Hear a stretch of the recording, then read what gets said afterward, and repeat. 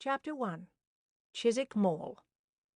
While the present century was in its teens, and on one sunshiny morning in June, there drove up to the great iron gate of Miss Pinkerton's Academy for Young Ladies on Chiswick Mall a large family coach with 2 fat horses in blazing harness, driven by a fat coachman in a 3-cornered hat and wig at the rate of 4 miles an hour. A black servant, who reposed on the box beside the fat coachman, uncurled his bandy legs as soon as the equipage drew up opposite Miss Pinkerton's shining brass plate, and as he pulled the bell, at least a score of young heads were seen peering out of the narrow windows of the stately old brick house. Nay, the acute observer might have recognised the little red nose of good-natured Miss Jemima Pinkerton herself, rising over some geranium pots in the window of that lady's own drawing-room. "It is Mrs. Sedley's coach, sister," said Miss Jemima. "Sambo, the black servant, has just rung the bell, and the coachman has a new red waistcoat." "Have you completed all the necessary preparations incident to Miss Sedley's departure, Miss Jemima?" asked Miss Pinkerton herself, that majestic lady, the Semiramis of Hammersmith, the friend of Dr. Johnson, the correspondent of Mrs. Chapone herself. "The girls were up at 4 this morning packing her trunk, sister," replied Miss Jemima. "We've made her a beau-pot." "Say a bouquet, sister Jemima, 'tis more genteel." "Well, a bouquet is big almost as a haystack. I've put up 2 bottles of the gillyflower water for Mrs. Sedley, and the receipt for making it in Amelia's box." "And I trust, Miss Jemima, you have made a copy of Miss Sedley's account? This is it? Very good. £93 4 shillings. Be kind enough to address it to John Sedley, Esquire, and to seal this B.A. which I have written to his lady."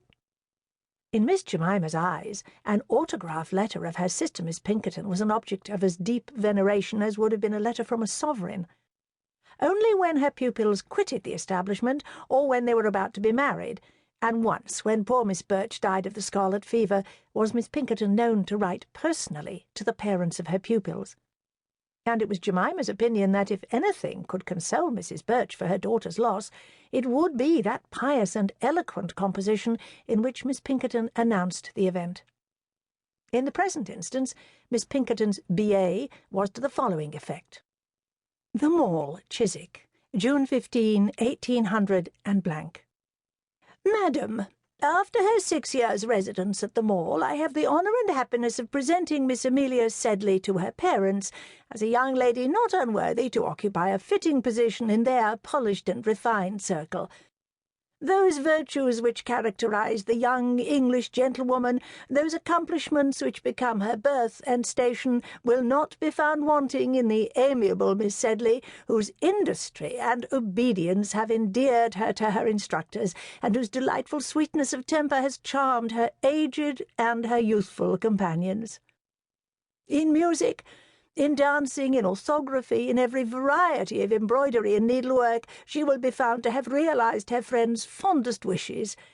In geography there is still much to be desired, and a careful and undeviating use of the backboard for 4 hours daily during the next 3 years is recommended as necessary to the acquirement of that dignified deportment and carriage so requisite for every young lady of fashion.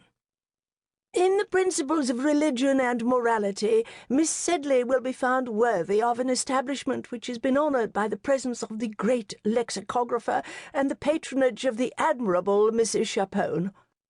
In leaving the Mall, Miss Amelia carries with her the hearts of her companions and the affectionate regards of her mistress, who has the honour to subscribe herself, Madam, your most obliged humble servant, Barbara Pinkerton. P.S.